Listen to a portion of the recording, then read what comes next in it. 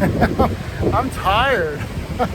I've been catching fish all day. Look at this, it's crazy. There's so much bait running right now that all you got to do is drop some bait that looks like the bait that's running and you catch something. So what do you want to catch? You want to catch something big? You want to catch something little? Do you want to catch a bunch of things or like one really good fish? Well, today we're going to take a look at quality versus quantity. Come on, let's go fishing. Or don't stop fishing. It's crazy. I'm tired. Let's go.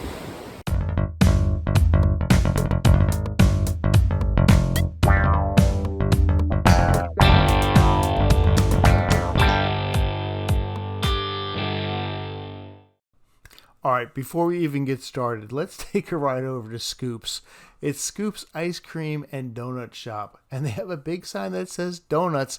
Now look, I don't have a sweet tooth, I really don't, but once in a while it's morning and you wake up and you're like, I need a donut and I need a cup of coffee. So I went to Scoops, and I'm telling you, they have both. And the girl was like, well, we got the donuts on this side and we got the ice cream on this side. So I took a look at the ice cream and I was like, it's a little too early in the morning to get some ice cream, but maybe, just maybe I need a donut. So I was like, yeah, give me one of them donuts. So I got like one that had pretzels on top and I got a bag, and I got the other one that had like frosted flakes. No, what was it? It was the Fruity Pebbles. It was like Fruity Pebbles on top. And I got a coffee, and I'm just like, I'm going to put some creamer in this. I'm going to go sit outside. I'm going to eat my Fruity Pebble donut and my pretzel covered chocolate donut. And I'm just like, and I'm just going to enjoy this sweet tooth moment, which again, I don't have a sweet tooth. And then we're going to hit the beach and we're going to go fishing. So here's the deal with the fishing. There's a difference. You can go for quantity or you can go for quality. Now, I have two sons, and my youngest son always says, hey, I am a quality fisherman. So I'm going to use shrimp, and we're going to start off just going for quantity. And this is my older son actually doing the quantity thing. So what does that mean, quantity? It means we can catch a lot of small fish really quick. This is a pigfish. Now, we're fishing in the ICW, and it's a Labor Day weekend, and he got himself a little pigfish on the shrimp. Now you can eat pigfish. They're small. They probably don't get much bigger than 8 inches, but you can catch a bunch of them, especially in the ICW this time of year. Here's the second one, and they actually grunt. They sound like little pigs, which is probably why they're called pigfish. They're like oink oink oink when you catch one. Not to be confused with croaker, who go grr grr grr grr. It's a different sound. And along with some pigfish, which that one's just very, very small right there. Pinfish. Pinfish is another one of those fish that you can catch a lot of quantity of. Great for kids. Look, if you got kids and you're trying to take them out go fishing, you just throw some shrimp on a double drop rig and you're going to catch pinfish, pigfish, and they're going to be happy as snot just to catch some fish. Now this is a oyster cracker, or some people call them oyster toadfish or just toadfish. You can actually eat a toadfish. They're really difficult to clean. Take it from me, I've given it a try. Now, not to be outdone by my son catching a weird fish, I caught this sea robin here. If you've never caught a sea robin before, pretty common in the ICW. Weird wings, almost like crab-like claws in the front, and really scaly around the gill plates. You can actually kind of get cut up. You gotta be careful with those. So definitely a quantity fish, not hard to catch. Kind of a weird fish. Here I've got myself doubled up on the top part of the rig of the pinfish. Watch out for those pin-like, needle-like dorsal fin there will get you. And on the bottom, the whiting. And this is about an 8-inch whiting. I'm probably going to throw them both back. Well, I'm definitely going to throw the pinfish back. But when we're talking quantity of slippery little fish, hold on. Quantity over quality, 8 or 9 inch whiting and a little pinfish, fun to catch. If you're looking for quantity, I'm going to throw them both back. I also got myself a spot on the next throw out, and a decent spot. Now here's the thing with spot with me. I always catch a spot and I'm like, this is a good size spot. I can keep him, but a good fish fry takes a bunch of spots, so I throw them back. And the next cast, I catch another spot. So I'm like, I should have kept the first one. All right, I finally got a whiting, a decent whiting. This one's probably going on 12 inches here. Of course, I dropped them because whiting are slippery.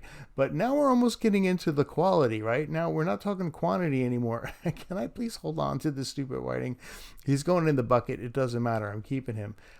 I also caught some pompano. Now, I got myself a little pompano here. So when we're talking like 5 inches, we're definitely talking quantity over quality, right? That's not a quality fish. He's going back. But pompano is another species of fish on shrimp, maybe with some fish bites, you can catch pretty easily in the surf. Don't have to cast out far. They're in the wash. And you can see here I got myself a second one. He's a little bigger. Some might be like an 8-inch. Still going back. Still a quantity fish over quality. But, once in a while you do get lucky and you get a big hit like I got right here. And you start reeling them in and you're like, oh man, I hope this fish stays on the line. This is going to make a good video. Is it quality or quantity? Eventually you start to get the quantity fish. You start to get the quality fish if you catch enough of them. And that whiting was a quality fish. And this pompano is a quality fish. That's a quality pompano right there. Let's get a measure on him. Look, I don't know. You want to measure him to the fork. You want to measure him the full thing. He's about 12 inches if I was to go the whole thing. Maybe 10 inches to the fork. But still, you know what? My wife's favorite fish, pompano. He's coming home. We're making some fish tacos. We got ourselves a quality pompano and a quality whiting, even though we were going for quantity fish. It's starting to get confusing, right? I understand. Anyway, decided to go home, and my neighbor's standing there, and he has some quality fish. It's season's open for flounder, and he got 2 of them. So he's like, look, I got some flounder today. And I'm like, I hate you. But I couldn't complain because I had the quality pompano. So anyway, we decided to go out to eat. Decided to go to Chasers.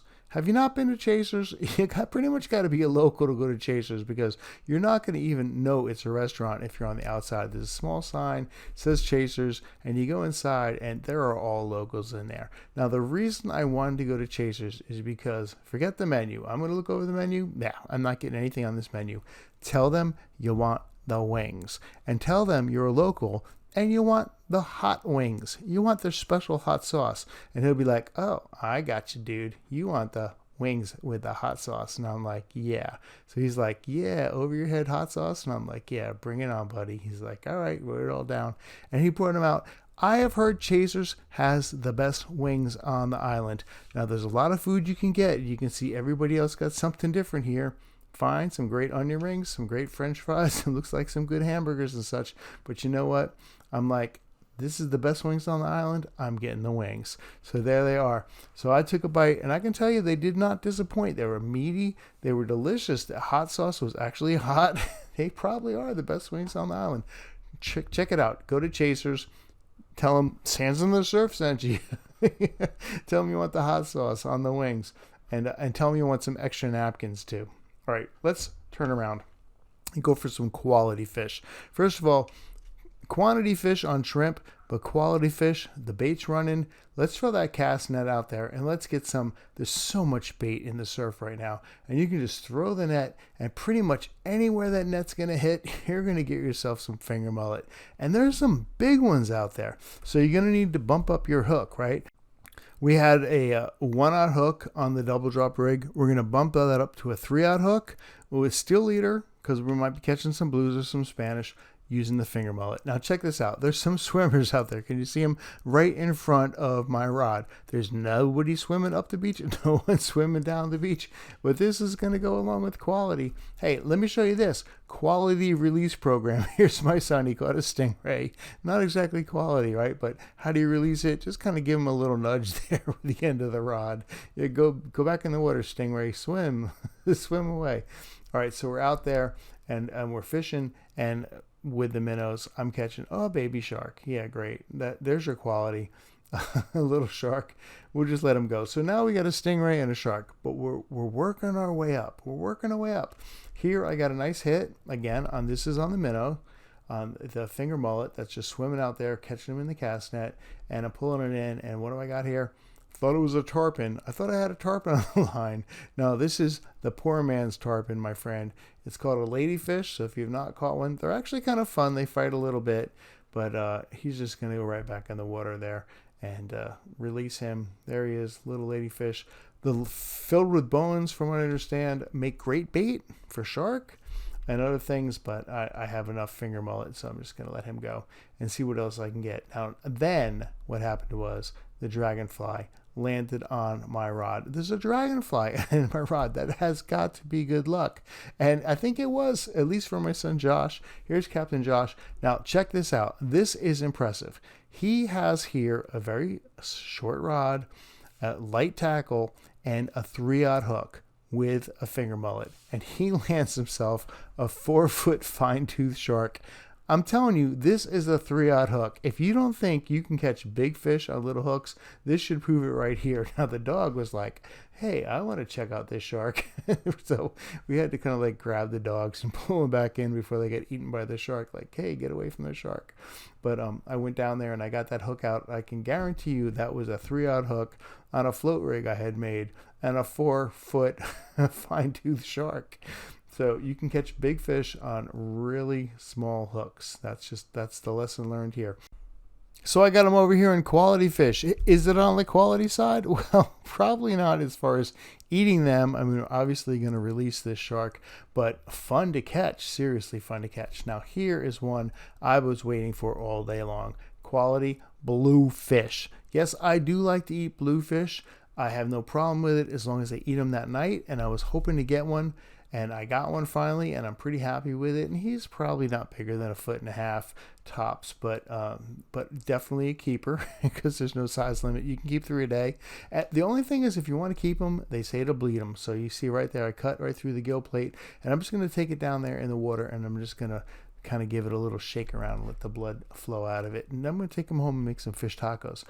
Right after that, I got a really nice bite. So what could this be? I had to back up the beach. The nice thing about surf fishing is you can do that. You know, you don't have to bump the boat forward or whatever. You don't have to step. I don't know what you do on the pier when this happens.